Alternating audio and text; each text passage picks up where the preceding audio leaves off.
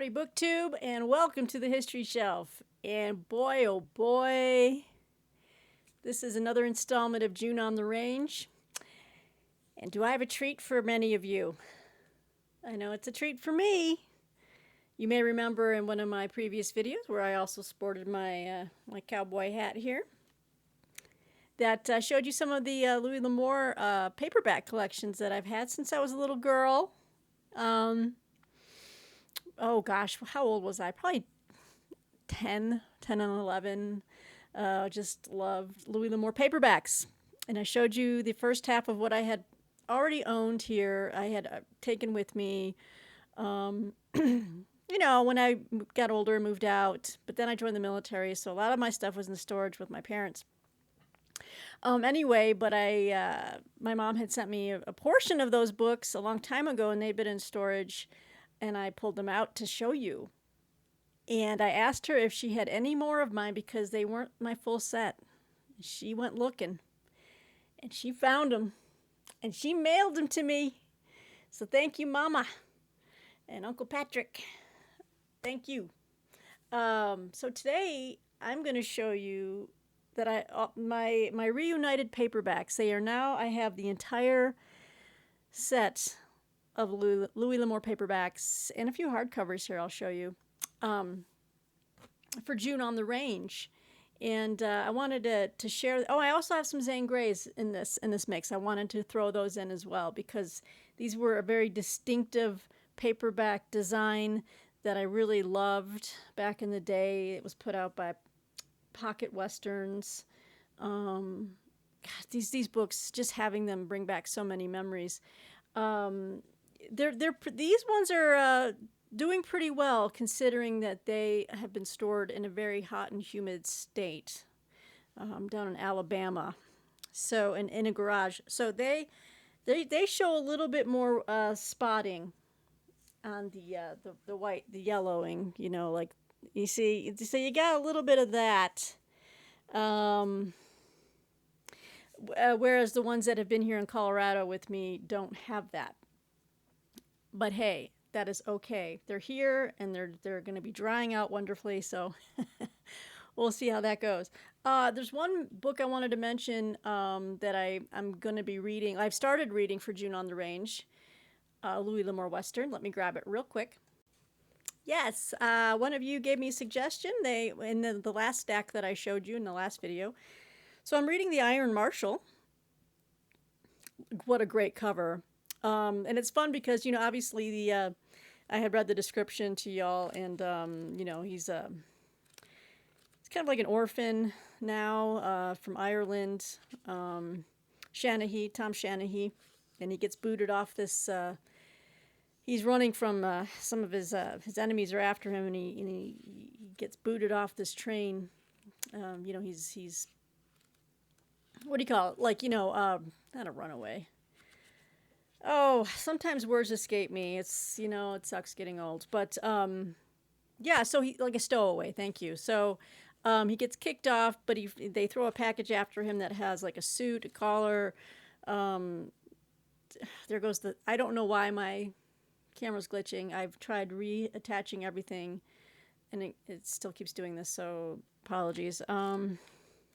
Yeah, so it's just kind of cool. He's about to head into the nearest town. I think he's going to be assuming some type of identity from what he's found in the package.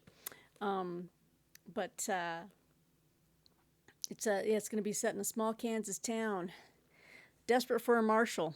So I'm going to try to finish this up in the next week or so. I'm kind of laboring under, not that any of you really care, but I am on marathon reading sessions this weekend. I kind of allotted for myself a very audacious and challenging book review schedule, and some of them I can earn a little bit of cash for. So I've been working in my free time. I'm working. How else can I afford these books, and my new house mortgage? But anyway, and in fact, I'm finishing right now, I'm trying to finish this today by P.T. Duderman. This is a brand new book, The Last Paladin. It's fantastic. This guy writes very, very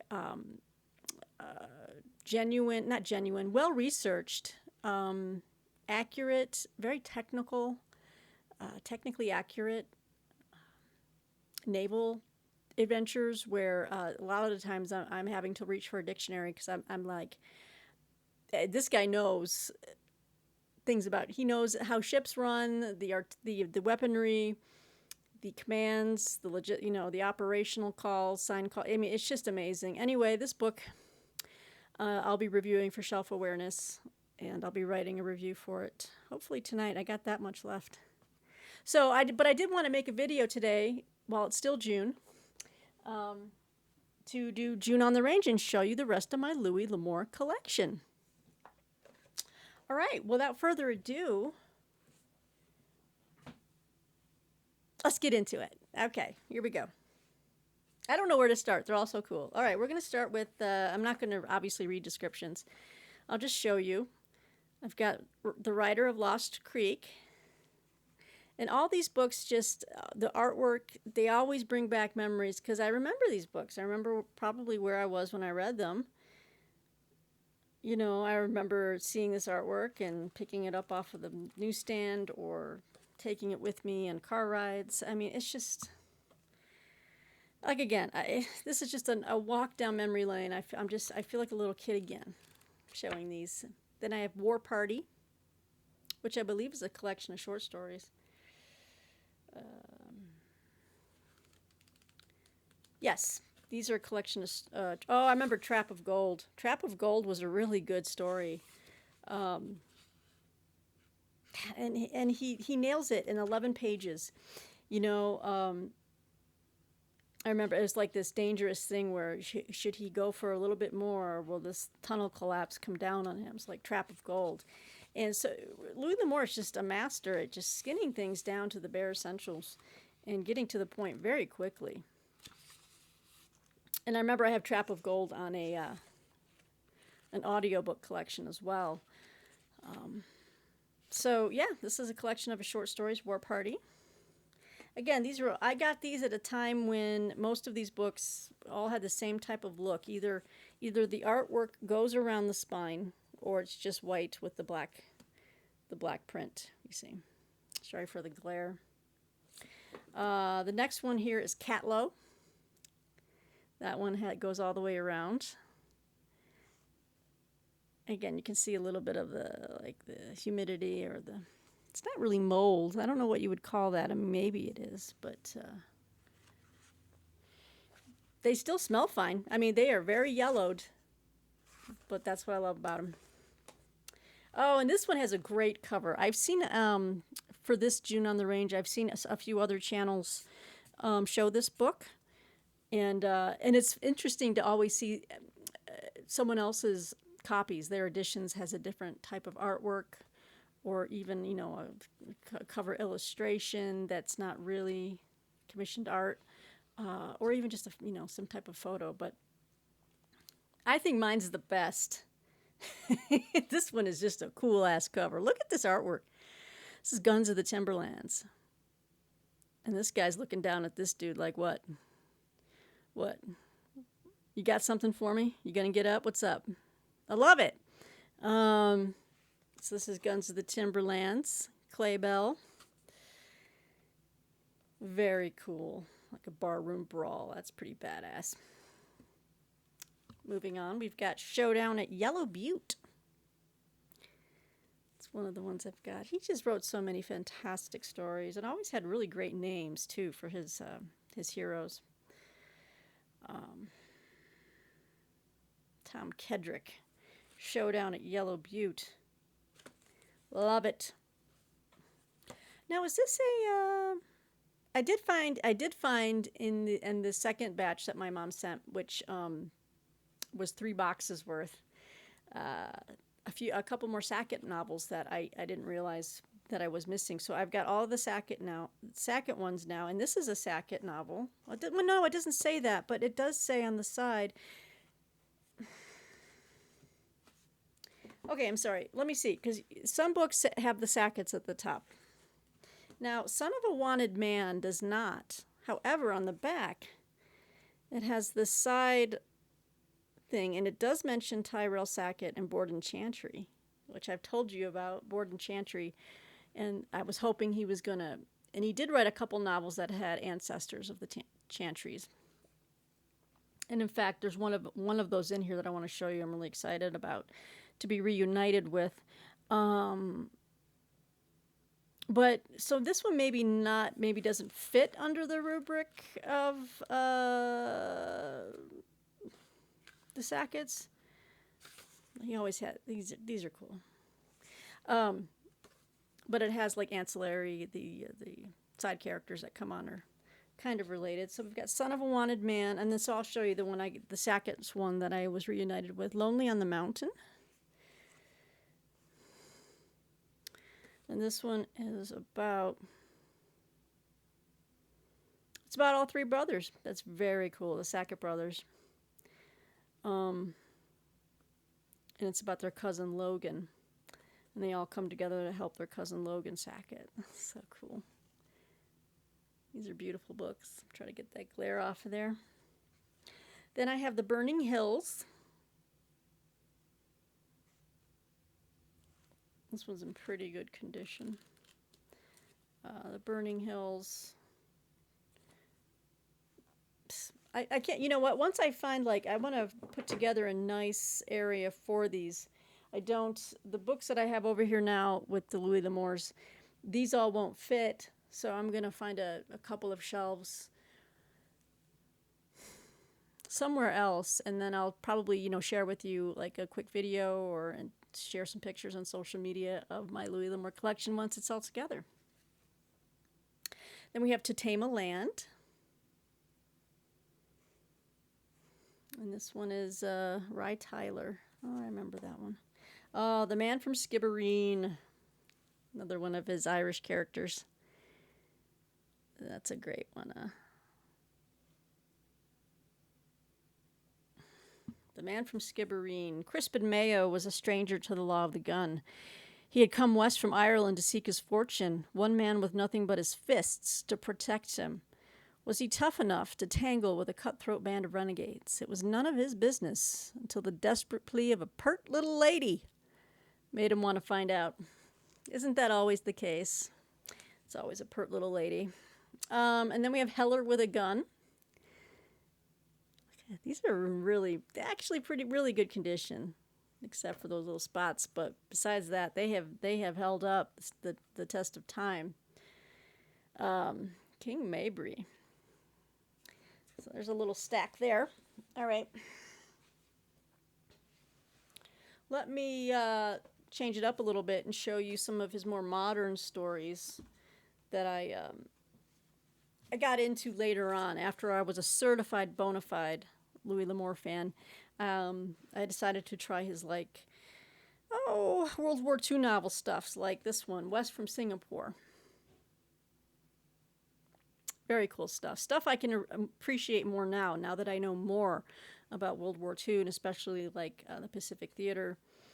So this is going to be very cool. This one's a little bit more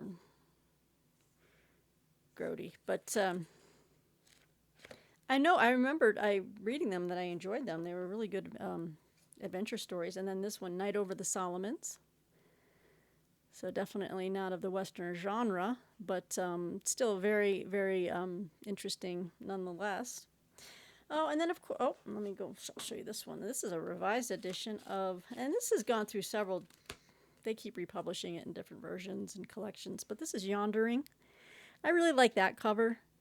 For some reason, it's just kind of just shows him out in the mix of people. Is this Shanghai or something? I don't know, but yeah, Yondering, the revised edition. And this includes Louis L'Amour stories collected for the first time in this revised edition. So yeah. I remember I enjoyed this one too. I think I have another version. I think I have two copies of this. I think in the last video I showed you Yondering, and it shows like a guy in like a navy pea coat with his haversack over his shoulder and like a, sailor navy cap, or beanie, whatever. I think I have two of them. So, but I picked up because this one says revised. So there are those three here, and then of course everyone who is a Louis L'Amour fan is very aware of his kind of like his he kind of broke out of his fort with this one, and but he's really good at it. And when it came out, people were like, "Oh, this is like modern day. This is last of the breed." And you can see this has been well cracked open. Lots of spine action here.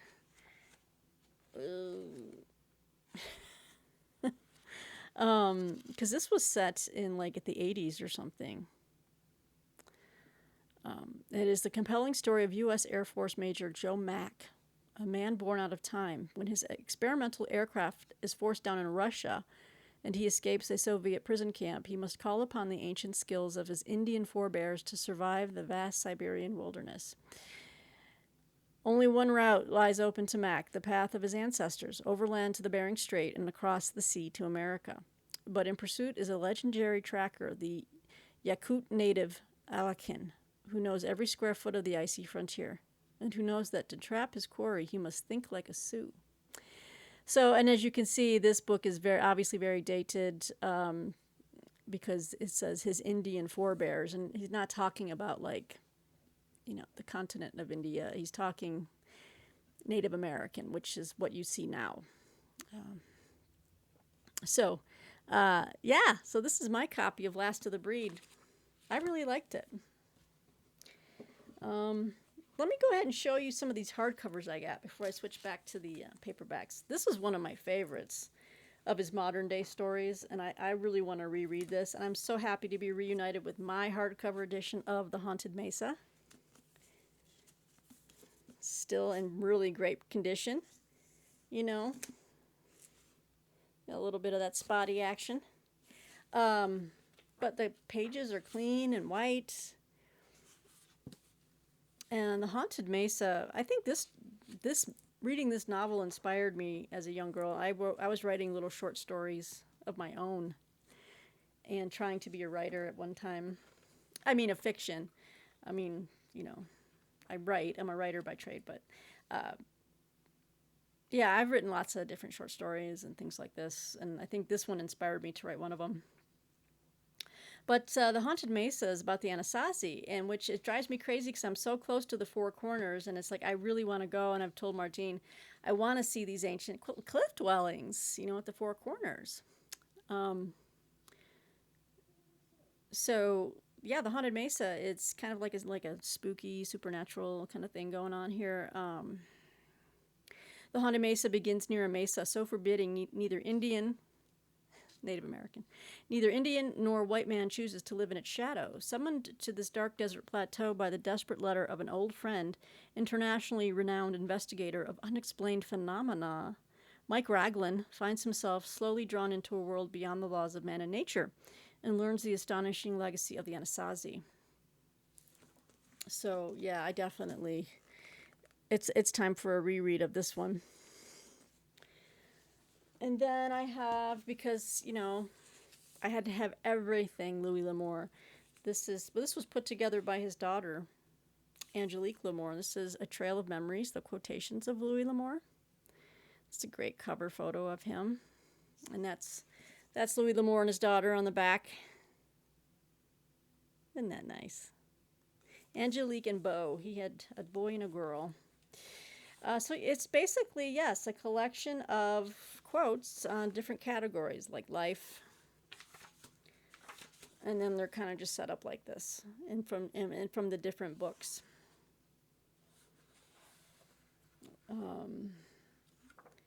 Knowledge, education, and learning. So she compiled them, It's kind of neat. And then this is a great resource for the Sackett novels. I'm very happy to be reunited with it, of course. Hardcover, The Sackett Companion, a personal guide to the Sackett novels with some of the wonderful covers that I have. All the cover artwork that I have on my paperback versions. So, just beautiful. Let me give you an example. All right, we'll show you. So, it takes each novel, The Warrior's Path, there's an example, gives you the place where where it happens geographically, the maps. Shows you the first publication artwork.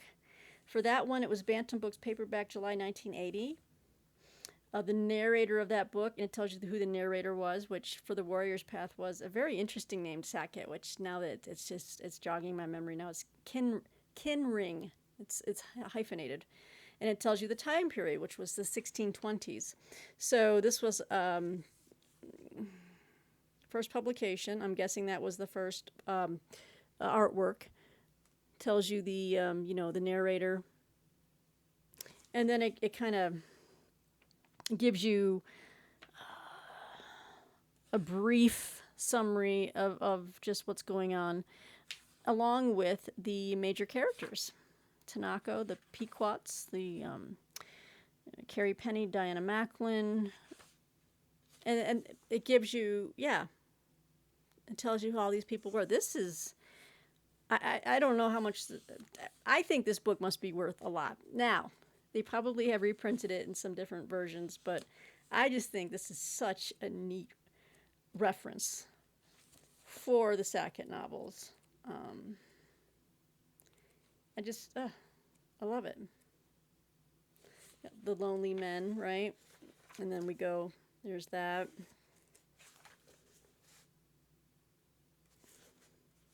It's fantastic. The book is about, it's got some wonderful appendices at the back that shows the names of different ships in the Sackett novels, songs in the Sackett novels, like the songs he's mentioned, books that the characters read in the Sackett novels. He mentions the different, saloons, taverns, and restaurants, the rifles and pistols used, ranches and brands. Isn't that cool? You guys, it's about over 300 pages. And then I'll finish up with, apparently I had 2 copies of this book. My mom sent them to me both. So I have an extra one. I'm guessing this was back in the day where people still bought me books thinking, well, when I was younger, I didn't have everything. But I think someone got me a double of this when I had already gotten it. But this is a classic, and I need to reread it. I cannot wait. So I have 2 copies of Louis L'Amour's Education of a Wandering Man. And it's introduced by his good friend Daniel Borston, a very well-known historian. I love this book. I love seeing old photos of Louis when he was a young man. Look at this guy. Learning about his life, learning how he self-taught himself. He's kind of an autodidact in many ways. Let me think here. Where does he start? I just learned about his love of reading from an early age, and I think that really just encouraged me to continue reading and widely. And then just his adventures overseas and what he did. Oh, this was a great picture of him. 1945 in Germany. Look at this guy. Look at this dude. That's Louis L'Amour, man. Hell yeah. That's what I'm saying. Yes. Let's see what else. This is cool. You get to see some more pictures of him.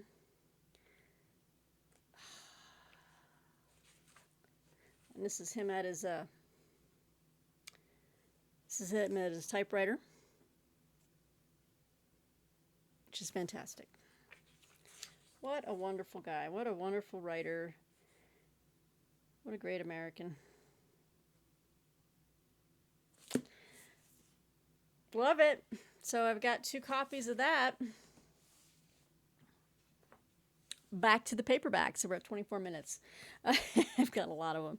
So here we got one of this artwork's a lot like one of the more recent ones, which I didn't care for as much as some of the others, which I tell you when I show you the cover, like I love this artwork. But this is Kiowa Trail. This seems more like, like staged, like with models and stuff, and I'm just like, that's okay. But a good story nonetheless.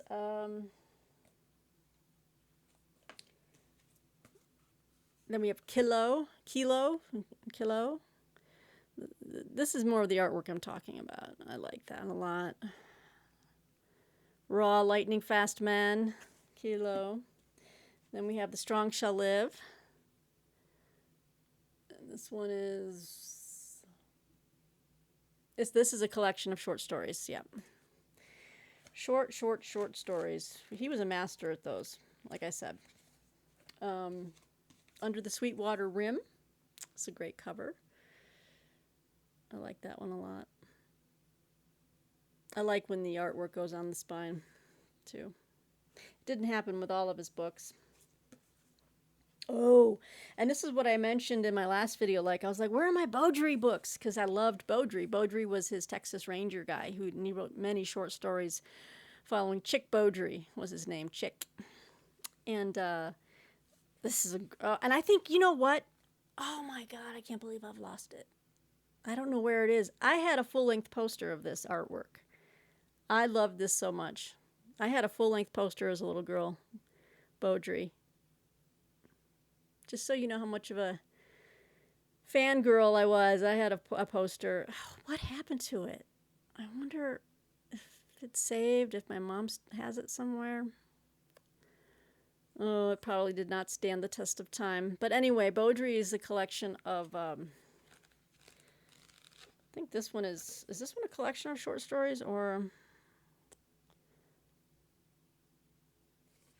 this one might have been his oh, no, this is definitely a collection of short stories. And they turned a lot of these, almost every single one of these Chick Beaudrys, into audiobooks, fully dramatized and sound effects, and I have those. I bought them on cassette tape at the time. But now I can download them on Audible, and you can find them very cheaply. And they were just really well done. Where Buzzards Fly was one of my favorites. Yeah, but Beaudry was a favorite. And here's another one of the Beaudry books. It's called Beaudry's Law. And you go, first time in paperback. Chick Beaudry. Yeah, so more short stories here. Again, they turn these into audio stories. They were fantastic. One of my all-time favorite characters is Chick Beaudry. And then here's the book I was telling you about that references the Chantrys, who kind of run in and out of the world of the Sacketts. And this was one of their first ancestors that came to America, and his name was Tayton Chantry. And this is Fair Blows the Wind. So look at that. You can see definitely more of a, they said in that other book I talked about the Chantrys, or was it the Talons? This guy looks like he's like a musketeer or a pirate or something, but he's kind of dope looking. Says here, shipwrecked on the coast of North Carolina, his companions killed. Tayton Chantry is alone and ready for action. In the old world, he fought wars, skirmishes, duels. Now in the wilderness of America, swashbuckling, that's the word I was looking for. The swashbuckling hero takes up against pirates, Spanish fortune seekers, savage Indians. Aided by a beautiful Peruvian woman, he braves the fierce challenges of the New World, always like a true Chantry, with his expert hand on the hilt of his faithful silver sword. Swashbuckling. Yep. So, and this was one of his longer novels.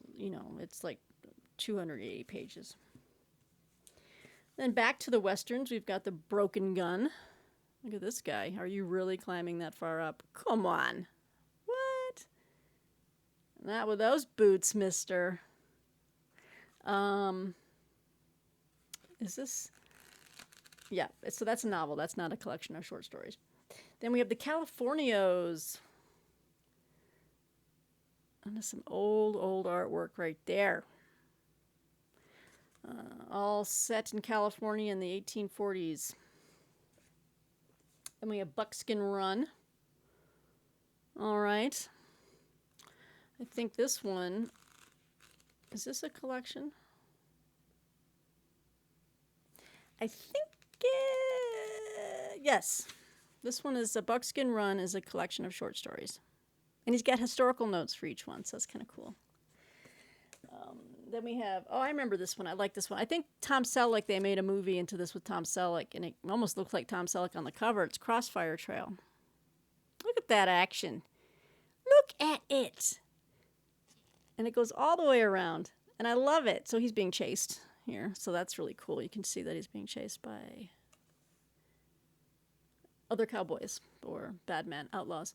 It's about Rafe Karadec. And yeah, so that one I know was made into a movie with Tom Selleck. And then, oh, this was another great piece of artwork I loved. Callahan.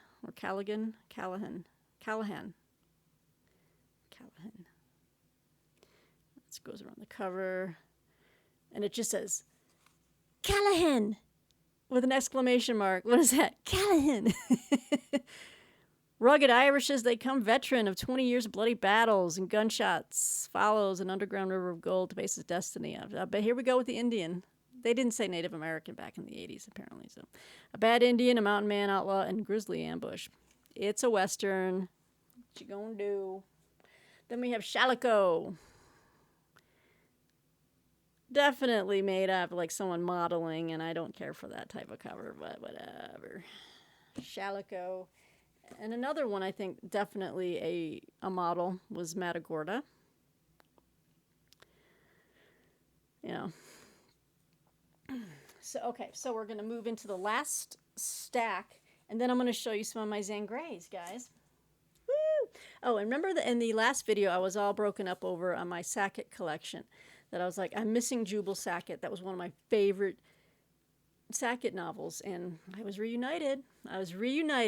This beautiful book is back in my hands. I love this cover. You can't seem to find this cover anymore unless you're looking on eBay or whatnot. But look at this.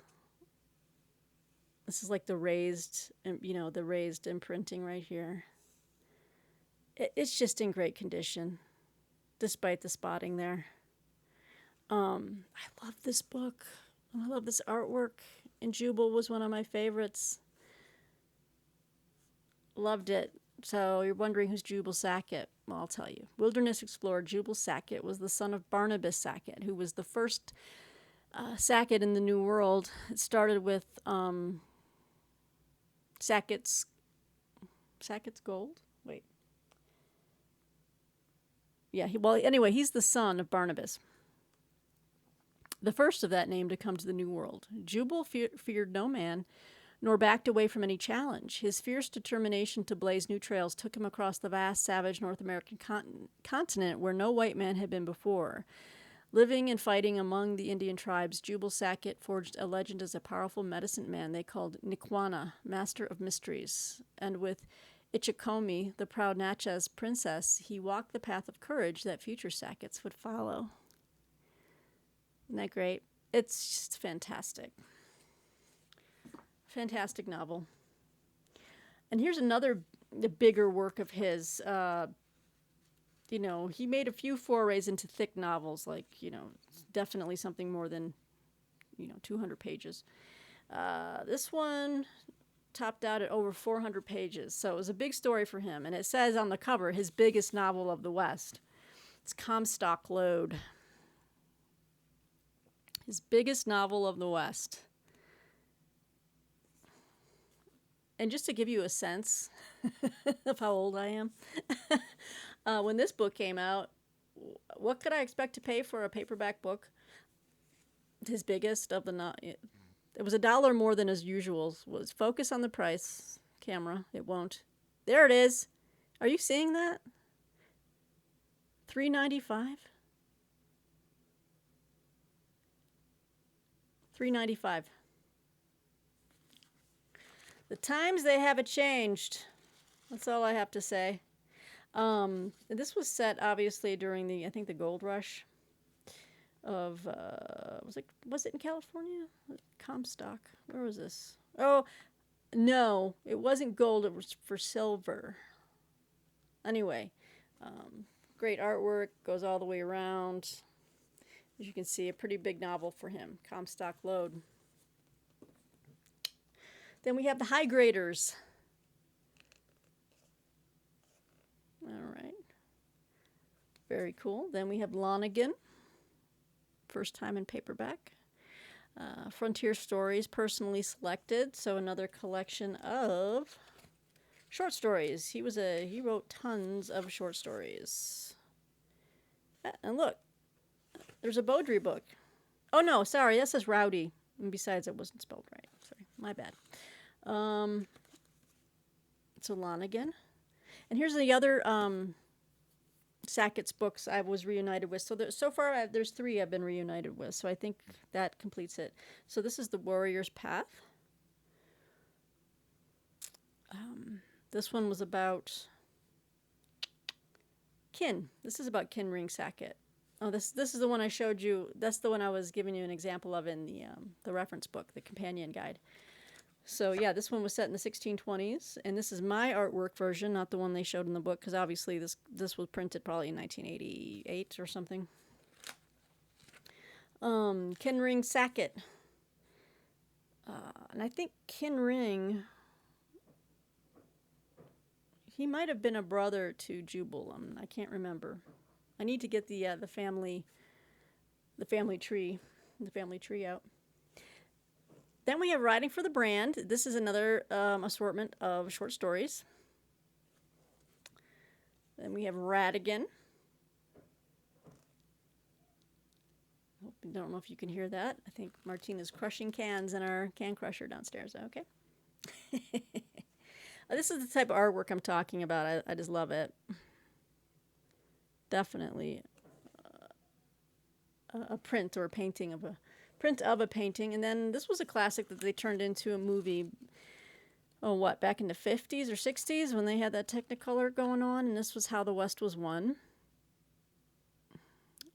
Oh, and he wrote this based on the screenplay written by James R. Webb. That's what that was.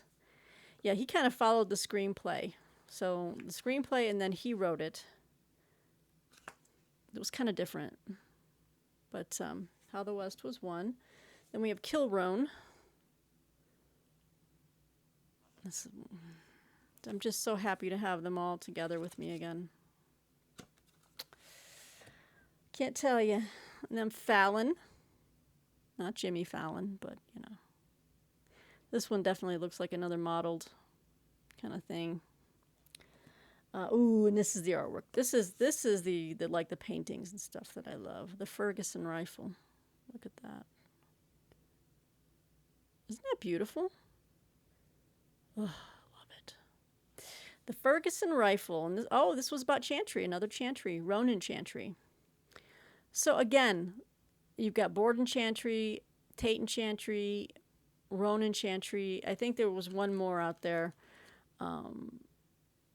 But yeah, he would write about this family a little bit. And I was hoping he would really take it further, like with the Sacketts. But, you take what you can get. And maybe he would have if he had lived longer. But and then we have another one, Last Stand at Papago Wells. A great story. I just don't like this cover. This is a guy, another model. Don't care for that. But Last Stand at Papago Wells was a great story. A very quick story. I mean, this one was super short. Shit. Sorry. 135 pages. I'm like, that was a really fast last stand. They didn't last long. No, I don't know. Then we have Dark Canyon. All right. Like a cattle drive across the country, or they're herding horses or something. So, Dark Canyon. Hi, Lonesome. These are great names. Great names. Hi, Lonesome. And then we have Taggart. Look at that artwork. Yes. Love it. Goes along the spine there. So having shown you 40 minutes worth, or at least 32 minutes because I kind of was updating you on some stuff in the beginning. I have all my Louis L'Amours back with me again. Reunited, and you know the rest of that song. So let me show you some of my mom threw in. She goes, I found some Zane Greys. I said, please send them.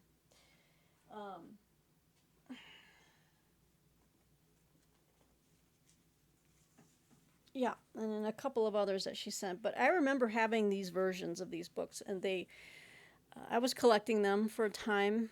I think I might have had more, but these are the ones I really do remember these. I wish they still had this design. Let me just show you all in a row. Aren't these awesome? So these were put out by Pocket Western. Now we'll start with the one that he's most well known for. And I read this book, and at the time I was like, wow, there's a lot of references to Mormons in here, and what's going on, and why is this a big deal? Of course, I was a young age, and I didn't understand the whole Mormon thing because it was set in Utah. It's Riders of the Purple Sage. And so all these books have that cover with the same type of design, right? Just different colors and then a different like piece of artwork. Riders of the Purple Sage was great. The ending was very dramatic. And there's supposed to be one that follows up on that one, and I think it's this one. Maybe it's not. I thought I had one where it was a kind of like a follow-up to it. I thought it was this one, but then I have Captives of the Desert.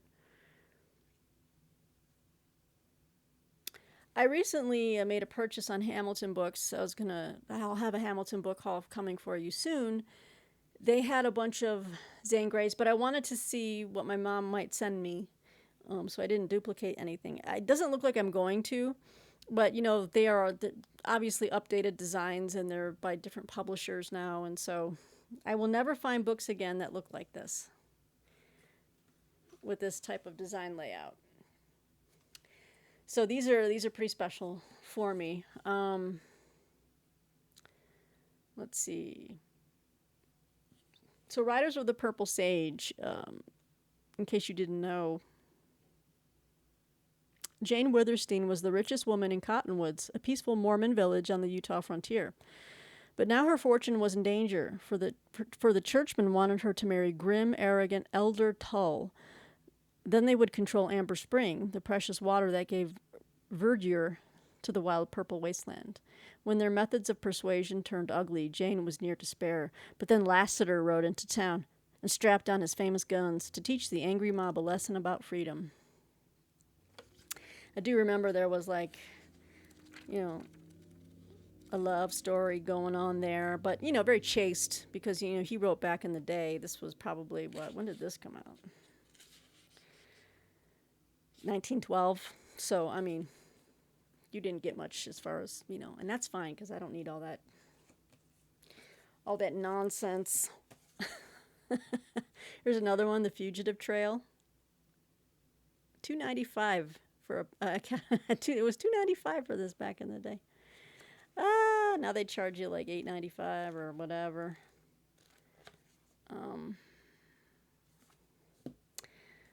Then we have The Thundering Herd. Yes, look at that. He wrote a little bit. His novels were a little bit longer than Louis L'Amours. This one was over 300 pages. Yeah, I remember these. I remember these stories. Tom Doan on the Buffalo Trail, looking to hunt and make some money for a down payment on a farm.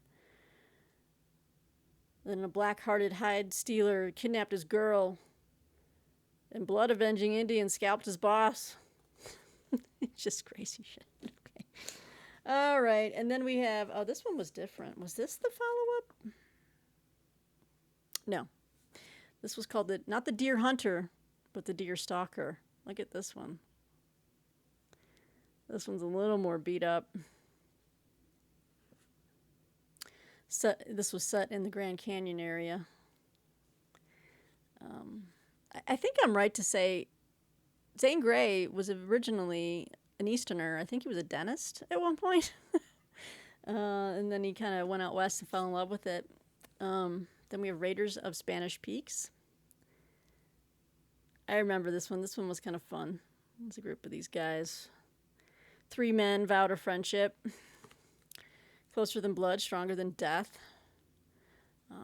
Laramie saved Lonesome from hanging and sprang Williams out of jail. Now the three famed range riders were bound to be the richest cattlemen in the West, but gamblers and desperados rode their trails, and Laramie had to outdraw the fastest guns in the territory to save his young pardners from death. It's pardners with a D. Isn't that awesome? And then we have this one, which I thought was really different, and I kind of want to reread this. I think I definitely do. I've really always been interested in the Australian outback, and just how unforgiving that land is. You talk about the American West in certain places. The outback is nuts, and they had their own cowboys out there and ranchers. And so this one, Zane Grey, it's called Wilderness Trek, and it kind of introduced me as a young girl to the whole aspect of ranching and farming and living the hard life of an outdoorsman or woman out in the frontier of Australia. So it kind of broadened my horizons to that. So Wilderness Trek was another one of my surprise favorites. It says Danger Down Under. Yeah, this was a really rousing adventure. There was a lot of stuff going on in this one. It says here, Sterl Hazelton and Red Krell fled Arizona and a murder neither one had committed. Born to the saddle and ready for anything, the two cowpokes signed on to drive a mammoth herd 3,000 miles across the rough Australian bush. They'd faced drought, floods, rustlers, crocodiles, spiders, snakes, stampedes, and hostile aborigines who knew some unusual ways to kill a man. And before the 2-year trek was over, they'd find themselves fighting for stakes far greater than any cattle drive. So, that just sounds like a great story right there. And I remember I really liked it. So these were some of the really, I'm glad to be reunited with these editions of my Zane Greys as well. And then I have, what else do I have here? Yeah, this one doesn't kind of fit in, but it says like a Zane Grey book, Zane Grey Volume 2, Tales of Lonely Trails. I'm not sure where I picked this one up. I don't think, it looks like I still have a bookmark in here where I didn't finish it. So, I think these are just short stories. Oh no, there's 2 stories in here. There's a picture of Zane Grey. Tonto Basin and Death Valley. And Death Valley is a very short story. Very, very short. Oh, no, wait. It's chapter 2. Because you have one long-ass chapter and then one very short chapter. I'm not sure where I picked this up. It's kind of an awkward one. Oh, and then I remember I did read some Elmore Leonard back in the day. And this was, my mom found this and she thought she'd throw it in. And it's Elmore Leonard's The Bounty Hunters. So I know he wrote a really good Western now and then, too. The Soldado, the wisest and fiercest of the Mimbres Apache and the most sought-after head in the Southwest. To Flynn, the contract scout, Soldado was a deadly challenge worth $4 a day to track and bring back to the government agency. To the greedy outlaw Lazaire, Soldado was just a scalp worth a staggering bounty. And for Soldado, these hunters would quickly become the hunted in a desert hell where fear and the Apache reigned supreme. I remember this one was gritty, and yeah, it turned the tables, and it was pretty cool. I think, actually, I've been looking recently at trying to get my hands on some of Elmore Leonard's other Western novels. And I'm trying to think of Library of America. I know that they are... Actually, wait, wow, I have some Larry McMurtry, and then there's a book on the best Western stories. I need to check. There might be a Library of America version that has all of them. But yeah, I've read a lot of them. Escape from Five Shadows, 40 Lashes Less One, Last Stand at Saber River is a well-known one. And of course, Valdez is coming. So that rounds out my June on the Range follow-up video, my reunion video. All my Louis L'Amour paperbacks are with me again, reunited, and I'm going to find a place of prominence and pride for them, and yeah, I'll have to find who I'm going to bequeath them to upon my upon my death. Who's going to get my Louis L'Amours? But in the meantime, I'm going to try to finish up The Iron Marshal for Jude on the Range. Woo!